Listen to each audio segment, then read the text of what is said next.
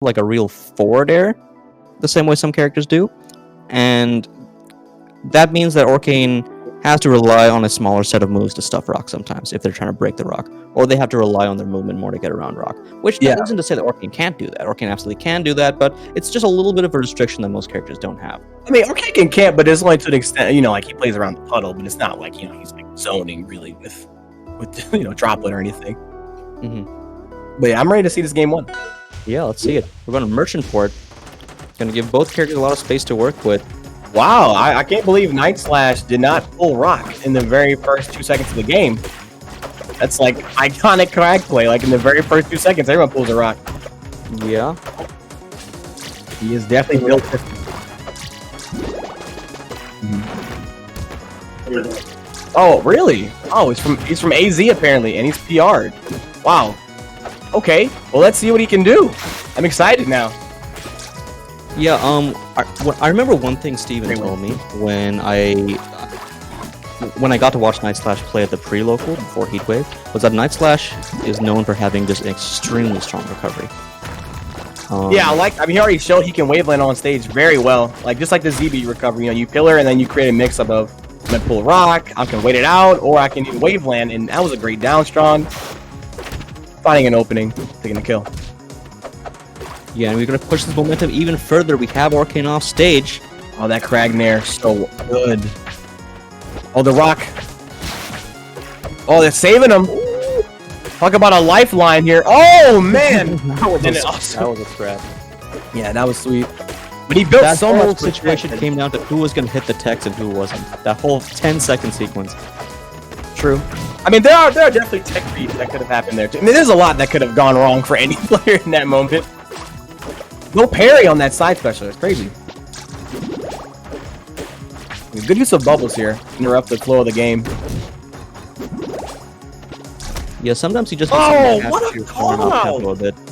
Every Orcane player loves to land with droplet into like an aerial, but if you space around the droplet and you just call out the aerial, you can definitely get something like a F smash or F strong. Rare awareness by Nightslash. Crag can get a lot of rewards of some of these space whip punishes sometimes without really risking a lot himself because of how heavy he is and how strong his recovery is. Yeah. Nightslash has to recover now. What makes it? Wow, there's the mix-up. I like the reverse hit of the up tilt there to like send the rocks forward. Definitely give him a great recovery there. But the down strong is going to be too powerful for even Crag. Take his life. One interesting thing about Crag's recovery, I mean, Crag's recovery has a lot of mix-ups, but beyond the mix-ups themselves, it has a lot of knowledge checks. I think a lot of players are not super aware of exactly all the different angles rock shards can be sent, for example, or aren't, perfect at spacing around all the different angles that Crag might want to throw the rock at, and just being more knowledgeable of these things can be make or break when trying to edgeguard Crag. Right, I mean, Crag is one of those characters that can, be a very good character against people who are new to the game, even just because if you don't know how like the timing on down B or the timing on side B or the fact that side B can spin, and get rid of the hitbox so your parry doesn't do anything, right? There's a lot of like you said, knowledge checks that Crag can do to these players. So it's like you gotta be ready for it, and he's gonna abuse it if you don't. So It looks like Whiskr is gonna be counterpicking FD here, Endless Abyss. I like this because Orcane's like ledge trapping with bubbles is extremely strong on this stage. There's no platforms to try to help you to get around the bubbles. You just got to eat the bubbles at the ledge. So, let's see how Nightslash can deal with that if it comes to that. Yeah, I think this is a common counterpick for Orcanes, and it's also a common counterpick against Krags in a lot of matchups. Crag loses his flat drop aerials, Crag loses some recovery mix-ups in addition to Orcane just getting better edge guards. And also, once you deny those platforms, you can play a more purely grounded game against Crag.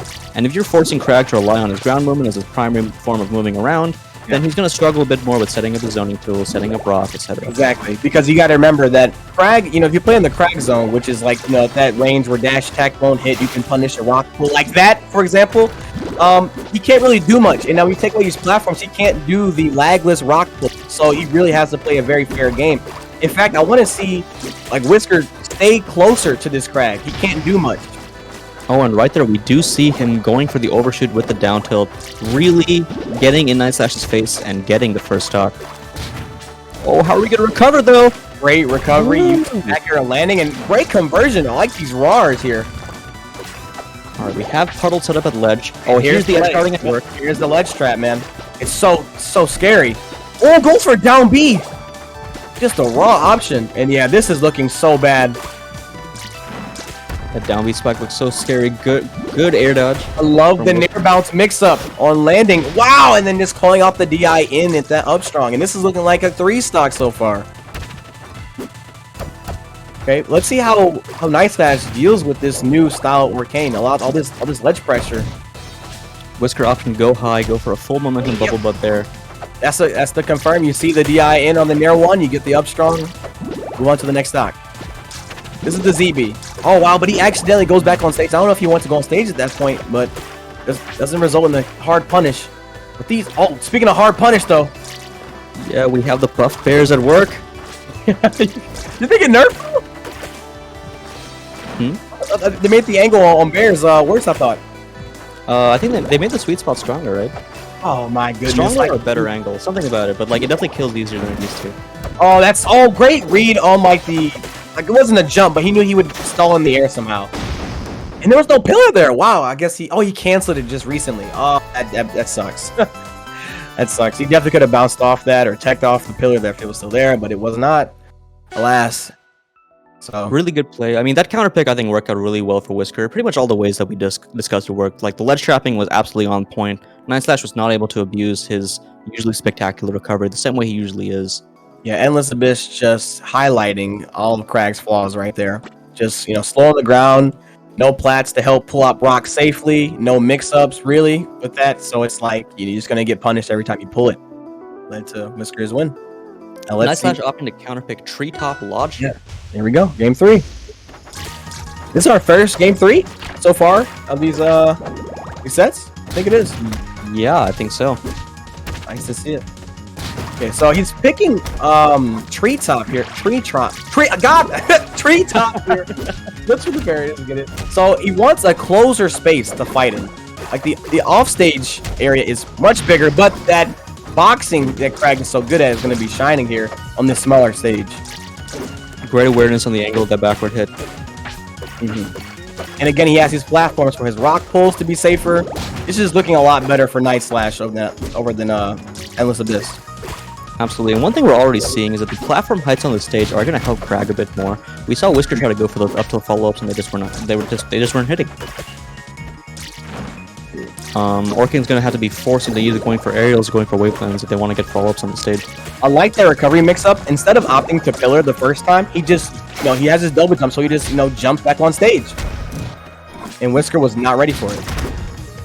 Yeah, and Whiskr is still in kind of a precarious situation. Nightslash pushing advantage, but now is off stage. Oh, what a crazy edge guard! I imagine he was locked out of teching it because he just wave landed back onto like he did a very slow air dodge back onto his pillar. I wonder if he was locked out of teching because of that. Maybe. Wow. He was? Okay, I thought so. Yeah, that explains a lot. Wow. Ooh, this movement! Okay, that was so slick. Oh, just moving and weaving right around Crag's side special to get that punish. That looked so flashy. Oh, these nairs, though. He doesn't want to go off stage. He's on his last stock. This DI is going to be the end of him, though. You got to go off stage and just take some damage over this. Oh, my goodness. What a read. I do know that the Orcans I've talked to who are more bearish on this matchup, they will cite Crag's nair as one of the biggest reasons that they feel like Orcan can struggle within this matchup. The use of that up B there and then canceling with the R button just to like get back to the ground faster in order to get that punish on Crag's recovery. This is a last stock game now.